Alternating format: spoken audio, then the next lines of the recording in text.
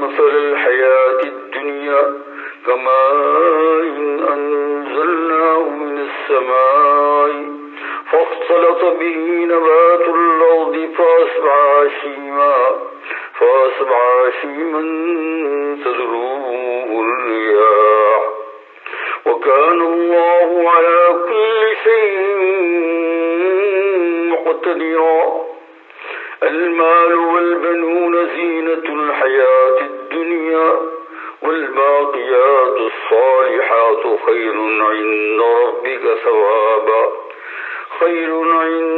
ربك ثوابا وخير أملا. ويوم نسير الجبال وترى الأرض بارزة وحشرناهم فلم نغادر منهم أحدا وعرضوا على ربك صفا لقد جئتمونا كما خلقناكم أول مرة بل زعمتم أن لن نجعل لكم موعدا.